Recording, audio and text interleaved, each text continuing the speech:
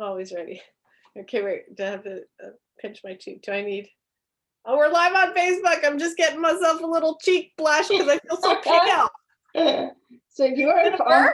Yeah, you're doing it live. Hi. Hi, everyone. This is ACDC, Araceli and Colette Dynamic Change. My name is Araceli, and I'm a transition wealth advisor. What the heck does that mean? Well, I specialize in working with single professional women that are going through any transition, whether it's divorce or they just lost a loved one, and also they just want to maybe downsize to something smaller. And I'm also a real estate investor, so that's what I'm here with my partner Colette, and we're going to talk to you about something very important today. So, Colette. Hi, everybody. So she usually gives me the intro, say, "Hey, you should introduce yourself." So I'm just going to introduce myself. My name is Colette Rabba. I am a residential real estate broker in the GTA. And I love helping people buy homes and sell homes if they need to get out of town. So that's what's happening with the trends. We talked about that a couple shows ago, where the trend right now, because of COVID, this is the other transition too, that people didn't see it coming. And nobody saw it coming, right? So even the transition of COVID and how you live and where you want to live and all that stuff, that's transition in itself. So that's what we're here. We like to talk to each other because it's sharing information and the what's going on, trends and anything like that. So if you ever have any questions, like, that's what we're here for. We will answer your questions.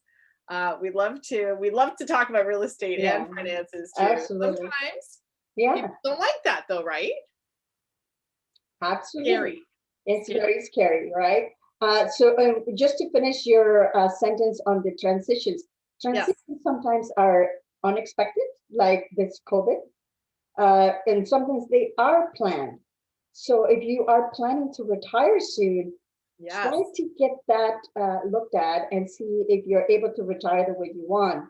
If you're getting married, that's another transition that is planned, right? Or maybe a oopsie baby or a planned baby. It's planned, sometimes it's not planned. Right.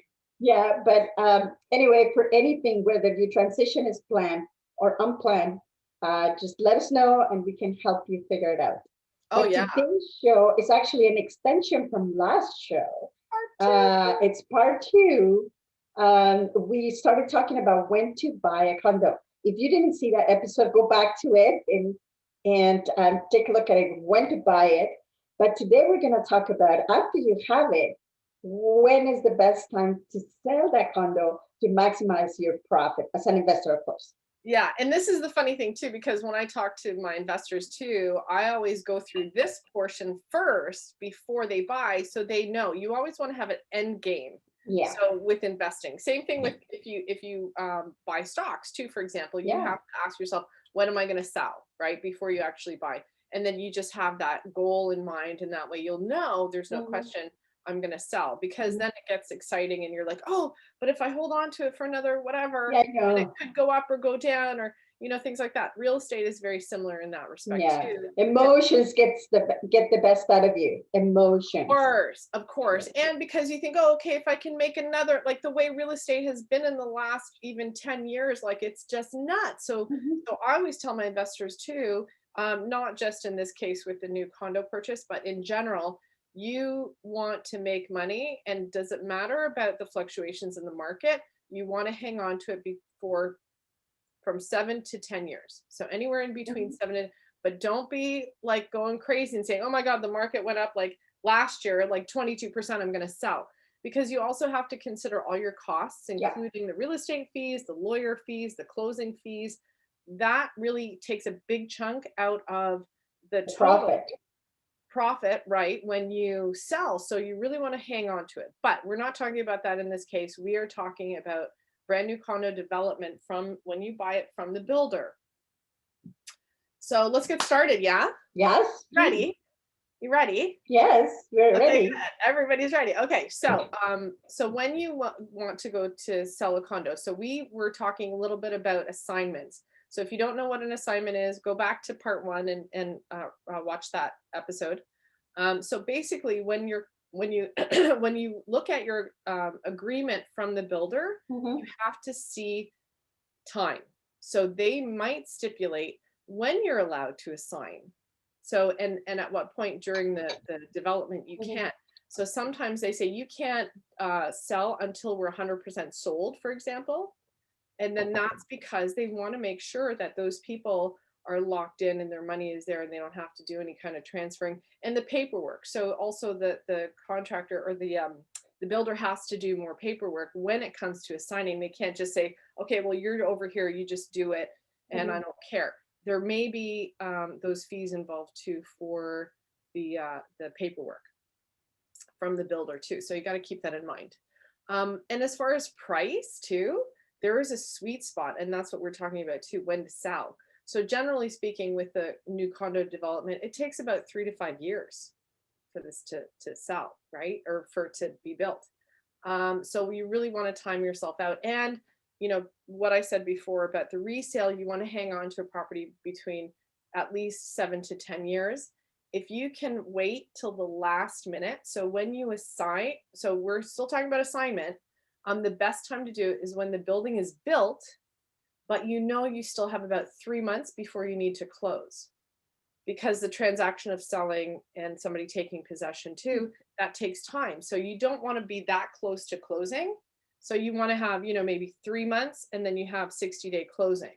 Yeah, but at the same time, it allows the final, if somebody's going to actually purchase it to live in it, they can see the final result. It is hard for somebody to imagine how is it going to look like, how big it is. The number 4. That's number 4. Sorry. But it is you're right. You're right. They are all combined. So on the selling end, if you can close and assign it, so that way you save on the HST. And then the buyer who's purchasing it, if they're holding on till closing, they have to pay it. So this is something about price too. So, you know, if you want to get the highest price, but don't want to pay that HST to the builder, then this is when you want to do it. So number 3 is when possession is possible before the condo corporation is formed. So you're not closing yet, but if somebody wants to take possession, so let's say you sell it and then some, and there's still, the builder allows possession without closing, they will charge you rent. So let's say I don't want to sell it. I just want to move into it. The builder says, okay, we can give you possession, but the condo corporation is not formed yet and you don't close yet. So it's kind of like, I'm just living there for free. No, you have to pay rent to the builder if you want to move. What is the percentage of rent? How do they come up with the rent amount? Every builder will have a different calculation.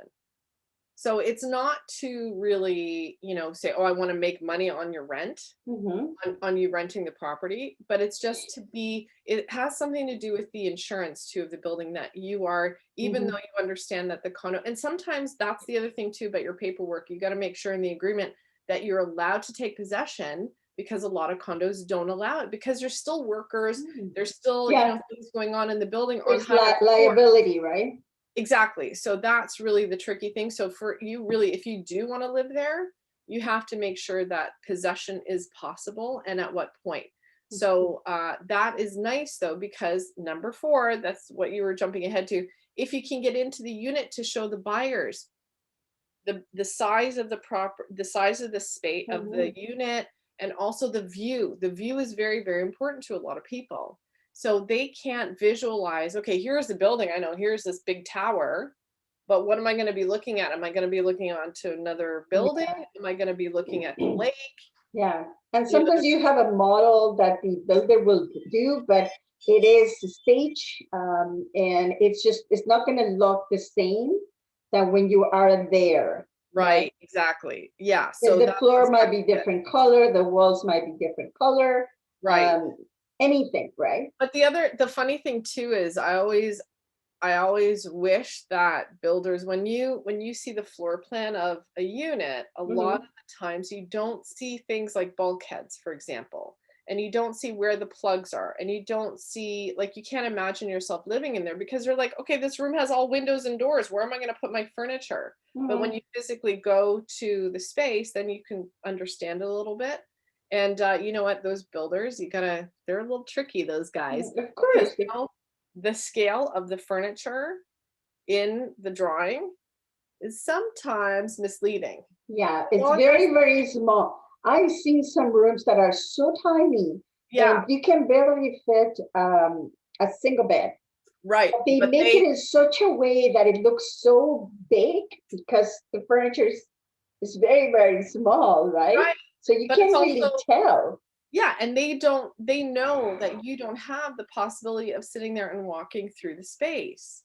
And it's all about scale of furniture too. So let's say, for example, the furniture behind me. Yep, Like this is, see how that it's a sectional sofa and it fits just perfectly on that wall. yep. If you didn't measure that space, or if you're bringing in furniture from another place, Hmm. you got to measure it. Like you measure all, measure the elevators too if you're going to bring in furniture.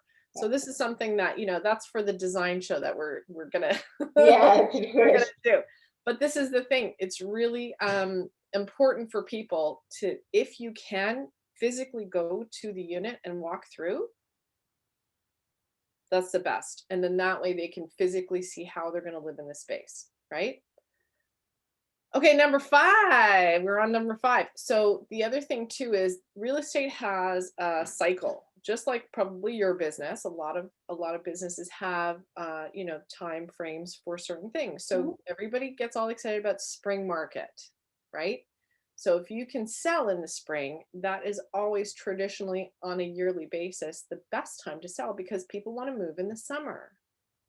Because this is not a move-in situation, let's say well, you're not moving in it, you're not moving in, but probably the buyer, because Mhm. you're at the end of the cycle of people want to start buying to actually move in or to rent it. So that's who you're actually, as a seller, you're thinking of the buyer to say, okay, I'm selling it in the spring because I would like you to have an easy move Mhm. in the summer, and then that way the weather's nicer. So that's why spring market, there's one of the reasons why spring market is so hot. It always gets to that point, right? The other thing too is people generally have their finances figured out in the spring after they spend all their Christmas money. Yeah, and they do their contributions before March 1st, which is Right. RSP season right now. If you haven't got that done, let me know. We can figure it out. Right. Don't wait Yeah. until the last minute, okay? Yeah. And that's the whole thing too. So And cyclically, also, kids they will be out of school for right, June. So right. there's a whole bunch of things that they need to be timed out, and that's why the market is usually caught at that time. It's because people are in a cycle on different other things, right? Right. And, not to mention that, it's winter and there's not a lot to do. People get excited. They're like, the first thing my clients tell me when they're looking is, oh, I was on realtor.ca. I've been looking for, all winter. It's like, yeah, because there's nothing else to do. People get Well, excited. Yeah, nobody's stuck at home. they just want to see what's out there. So which is really nice. I like that. And then number 6 is sell when there's little inventory in the building. So let's say, everybody in the building, so there's 1,000, or maybe not 1,000 units. Let's say, whatever, 100. 400 units, Yeah. 500, whatever it is. If everybody are in, like, if you're thinking that way, that everybody in the building, and it's never everybody, but let's just imagine that everybody has the same idea. They're buying it as an investment. When are they going to sell compared to you? And when do you want to get the best time? So if everybody knows this information, and let's say, 50% of the people want to sell at the same time, that's not a great idea to put it on at the same market, because then, it's all about supply and demand. You have a lot of supply and not so much demand, and that won't, bring you maybe as good a price as if you sell it when there isn't a lot of Mhm. supply. So you really have to keep your ear to the ground. That's why you use an agent that I can check. I can have that sort of a daily or a weekly thing that I check on the address to see if anything has come up Yep. for sale.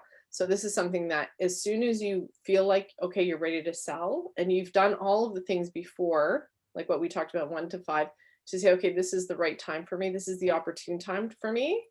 Then we put it on the market. So, and then obviously we check if there's anything else in that building. So the other thing too is the inventory in all of the area. So you don't have to say, okay, let's say the place is in Toronto. You don't have to go and look at all of Toronto to say, okay, I want to sell, and everybody in the price range is going to look in the whole city. Mhm. No, it doesn't happen. People are usually looking in a very specific area because of schools or because of work.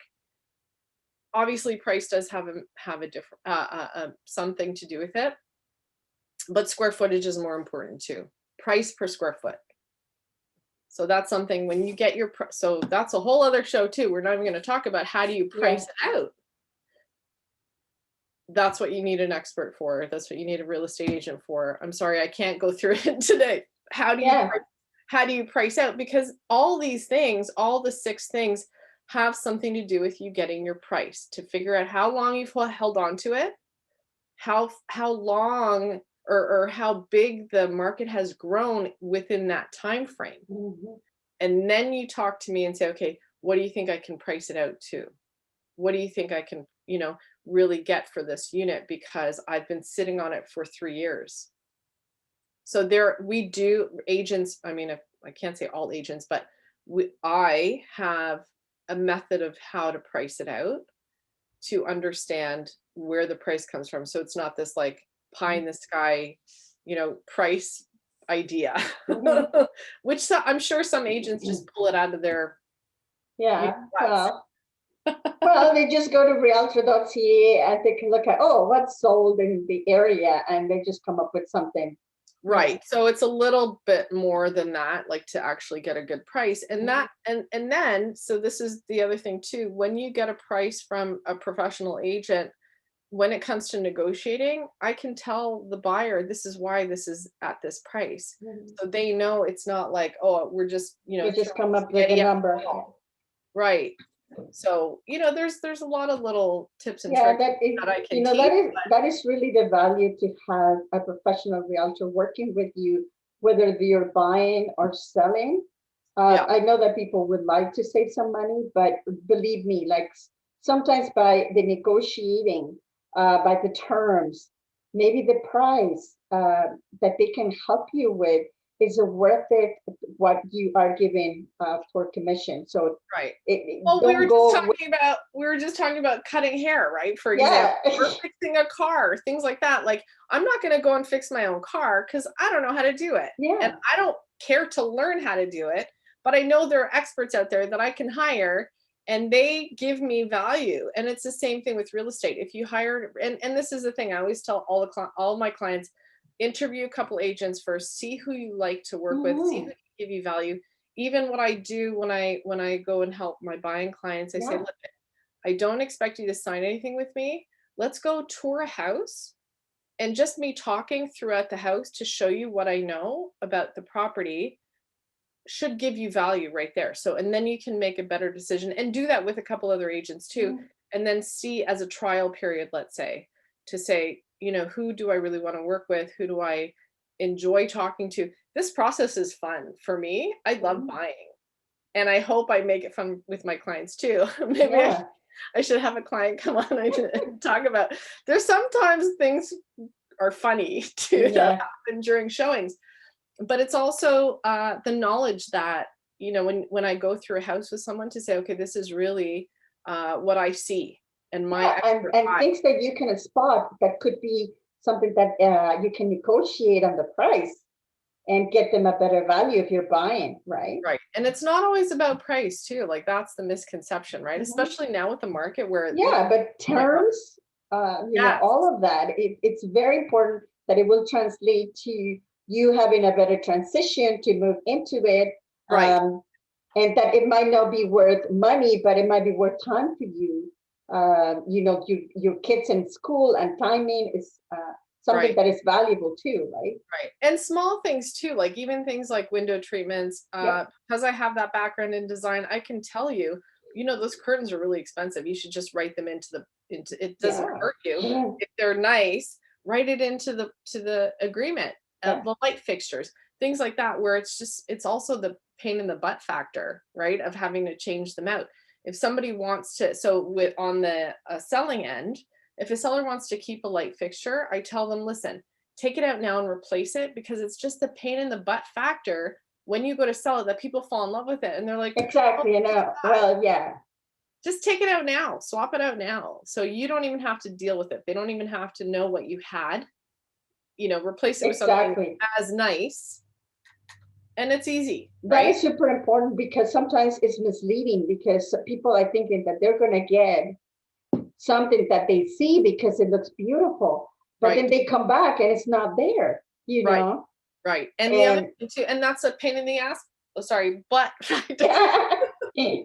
so yeah, but that's the thing too. That's exactly what I mean when I say that, because there are things that you expect. The worst, I shouldn't say the worst, but the most interesting thing that I've seen with in my days of buying and selling houses, people swap out the appliances. Fridge. You have a beautiful fridge and you swap it out with a not so beautiful fridge. You can't do that. So whenever I do that and I write it into the agreement, unless you write it down that the appliances are not staying, right? it's not that. You have to write in the serial number or the model and make number Yeah, of those appliances to make sure they don't swap them out, or they swap them out with a newer same. yeah. It's either, well, I would, what I would do is I would say, you know what, the appliances are going because I have a new build and I need appliances there. And then they know that there's no appliances, and Right, obviously I cannot remove them so for them to see them with no appliances. But if you put them in there specifically that you're taking the appliances, right. there's no problem, right? So they Yeah. know that Well, they have to get it their might be own. a problem because then people will want you to replace them with something similar. Well, no, if they are already buying something, so as long as Right. they know that they are not getting appliances, then Yeah. they are prepared for something. They can either negotiate for you to leave them Right. or to just look around and see what the cost would be Oh and yeah. adjust the price, right? Right. No, no, no. I agree with you. Yeah. So as long as it's clear in the agreement of purchase and sale, I'm talking about when it's not clear Mm-hmm. and people are like, hey, why is there this avocado old like 1950s fridge here? This is not what was originally, discussed. It's never been that bad. It's more very similar, but not the Not same. the same, yeah. And Yeah. that's what the inspections are for. That's what is so important to do. No, but Inspection this is feedback. between the inspection and when people, so No, even I understand, but inspection, if yeah, the you're right. inspection, it's already taken the serial number of the appliances, Right. then you know that you're getting the same one, right? Right. The inspector will actually write down the serial Yeah, number, and he'll take pictures of, usually the home inspectors will take pictures of the appliances too. And then that way you have a record of it in your and your report. Yeah, agreement. Right. Or sorry, yeah, your report from the inspector. yeah. The funniest thing that I've ever not really the funniest thing, but the one thing that people should be looking out for, and especially now, and this comes up when we're gonna talk about this next week. We're gonna do a little episode on design trends for 2021. Okay. So this is the funniest thing that I've seen when I say funny, it's not really funny. It's actually not very nice. But the one thing I've seen that's happened quite commonly these days is bathroom mirrors. Yeah. So What when about you it? go because bathroom mirrors, when you think about it in general, in the whole house, right? You have pictures. And look at behind me. So sorry, on this side, there's this big mirror, Yeah, right? yeah, Sorry, on this wall yeah. here. I don't know I where I'm see it. I pointing. see it. You see me pointing? Okay. Yeah. So so when you think of like even picture frames, so if you look at where the TV is and there's photos, right? Or pictures, they're hung up with a nail. So in bathrooms, when I go and show houses with people, I always go to the bathrooms and I shake the mirror a little bit, not to pull it down. Or if I can tell that it's attached to the wall with some kind of, Yeah, brackets or something. Yeah. bracket, yeah, it's different than if it's just hung up Mm-hmm. on a nail. Ooh. Because technically speaking, the sellers can take that mirror away. There's nothing wrong with it because it's just as is the same thing as pictures hanging or mirrors hanging in other parts of the house. There's no difference. So when like there is the difference between chattels and fixtures. This is how when it comes into the agreement, when it says, all these things are hanging on by a nail are going to be taken away. That's the only room that people take it for granted that the mirror belongs to the bathroom. So it's very interesting. Yeah. So they can, even if it's a cleat, people can remove it without a tool. They can take that mirror with them. Interesting. Write it into your agreement. Yeah. Good to know. Okay, Colette, can we recap really quick the 6 steps? Yes. Okay, sure. So first one is to really read your documents with the builder, because that will tell you when you can assign, or if you can even assign the property before it closes. So that's number 1. So that check your contract. Number 2 is the best time is when the builder hasn't closed, but 3 months before that you don't have to close with the builder to save on the HST. Also, the best time is when possession is possible before the condo corporation is formed. And all these things, again, we were talking, they might all happen in the similar time. And then that way you can take possession, or you can have a renter go in, or sorry, the buyer can have a renter go in and take possession before closing. You can also, the good time to sell is when you can physically get into the unit, so the buyers can feel the floor plan, see the floor plan, see the view.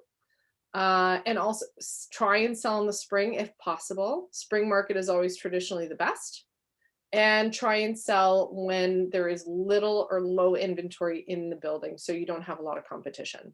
Okay, so there you have it. So if you are thinking about buying a condo, or if you already have a condo, and want to sell it, here are some of the tips. And the spring is coming soon, so contact Colette and she'll give you more insights in your particular unit. Well, and the one thing too is not to when to sell, but how to sell. Yeah. I always, and of course it's my job, but always sell with a real estate agent, because you have the most eyes on a property when you go through MLS. Yeah. It's always the gorilla of selling. If you do like your for sale by owner, stuff like that, I'm not making this up. This is true. You just won't get as many eyes on the property. That means you won't get as many buyers that could be possibly interested in that. Yeah.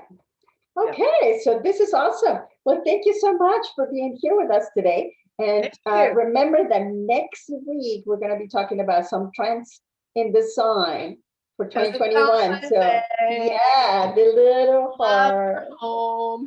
Yeah. Okay. So have a great week, and we'll see you in the next episode. Thank you so much. Thanks for joining us.